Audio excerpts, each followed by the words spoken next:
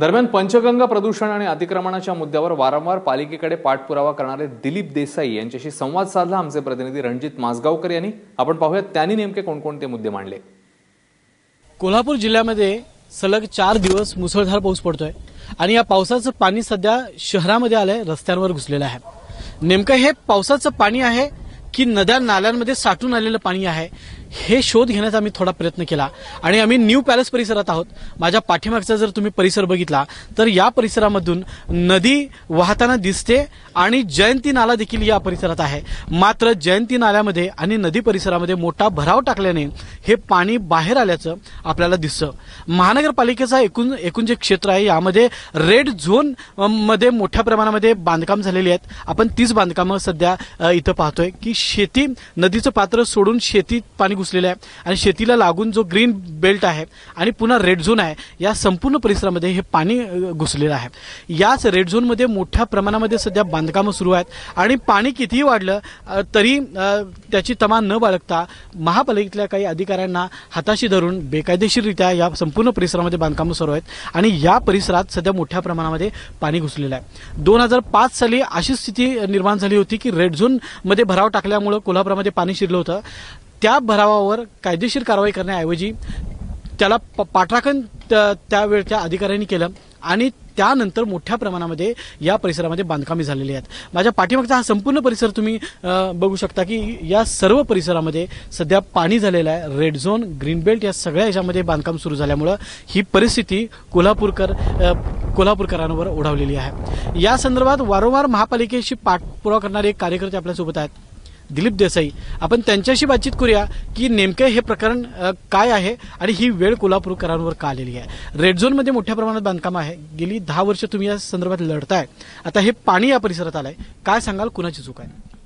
2005 ला महापूर आला होता, त्यावेळेला शासनानं रेड झोन आखण्यात आला। ब्ल्यू झोन आणि रेड झोन यामध्ये महानगरपालिकेनं बांधकाम परवाने दिले। हे बांधकाम परवाने कशाच्या आधारावर दिले हे अद्याप समजून येत नाही, कारण का रेड झोन मध्ये बांधकाम करता येत नाही। परंतु ह्या काही बिल्डर लॉबीनी इथं भराव टाकलेला आहे भरपूर प्रमाणात आणि उंचीवर अपार्टमेंट बांधलेले आहेत, त्यामुळे ह्याचा परिणाम शहरावर झालेला आहे। शहरात हे पाणी आज घुसतंय। यामध्ये आज राधानगरीचे कोणतेही दरवाजे उघडलेले नाहीत, महापूर नव्हे, हा पावसाचं पाणी आहे आणि ह्या पावसाच्या पाण्यानं ही जर आत्ता परिस्थिती असेल तर महापूर आला आणि राधानगरीचे जर 7 दरवाजे उघडले तर पूर्ण कोल्हापूर जलमय होईल असं हे मात्र नक्की। म्हणजे यामध्ये एक प्रश्न निर्माण होतोय की महानगरपालिकेला आयुक्त हे IAS दर्जाचे दिलेले आहेत, महानगरपालिकेचे अभियंता आहेत, कोल्हापूर जिल्हाधिकाऱ्यांचं त्याच्यावर नियंत्रण आहे। मग हे पूर क्षेत्रामध्ये बांधकाम होतात कशी, मग यामध्ये आर्थिक व्यवहार होतात का, मग कोण कोण त्यामध्ये संगनमत आहे याचा शोध घेतला पाहिजे आणि सरकारनं आपलं धोरण ठरवलं पाहिजे आणि तात्काळ हे जे बांधकाम परवाने दिलेले आहेत ते रोखावेत आणि कोणत्याही प्रकारे रेड झोन मधले फ्लॅट खरेदी विक्री होऊ नये असा बंदी आदेश निघाला तरच हे अनधिकृत बांधकाम थांबेल, अन्यथा हे वाढेल। सगळ्यात महत्वाची गोष्ट आहे की ह्या पट्ट्याच्या पलीकडे ग्रीन बेल्ट आहे। ग्रीन बेल्ट म्हणजे no development zone. No development zone मध्ये सुद्धा बांधकाम पण होण्याची शक्यता आहे, त्याचे लेआउट तयार आहेत। त्यामुळं हे जर रोखलं नाही तर जीविताला धोका होणार आहे। अनेक कोल्हापूरकरांच्या जीवन मरणाचा हा प्रश्न निर्माण झाला आहे। त्यामुळे शासनाने ही जी जर तात्काळ दखल घेतली नाही त्यामुळे तर आम्हाला मात्र हायकोर्टात याची दाद मागावी लागेल, हे मात्र नक्की।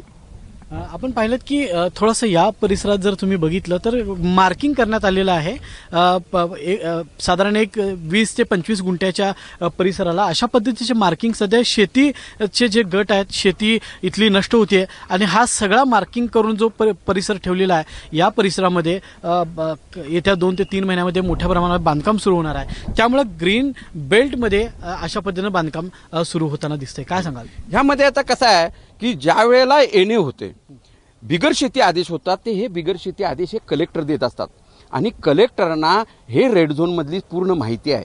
म्हणजे कलेक्टर ऑफिसमध्ये सुद्धा ही यंत्रणा राबते की येणे कसं तयार होतंय, शेत जमिनीचं रहिवास विभाग कसा होतो, नो डेव्हलपमेंट जागेला येणे कसं होतं, हा म्हणजे अगदी अर्थ शोधण्याचं कारण आहे आणि त्यामुळं याची दखल जिल्हाधिकाऱ्यांनी घेतली पाहिजे की नेमकं तुमच्या अधिकाऱ्यांमधले कोण कोण अधिकारी विकले गेलेले आहेत।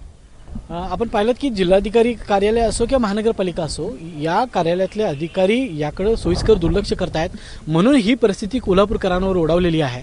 आत्ताच आपण दृश्य बघितली की या दृश्यांमध्ये जिथं शेती होती ती शेती नष्ट झालेली आहे, तिथं प्लॉटिंग चालू आहेत, मोठमोठ्या अपार्टमेंट्स उभारतात आणि याचा भराव शेजारी असणाऱ्या नाल्यामध्ये टाकण्यात येतोय, नदीमध्ये टाकण्यात येतोय आणि ते सगळं पाणी या मार्गाने कोल्हापूर शहरामध्ये घुसताना दिसतंय.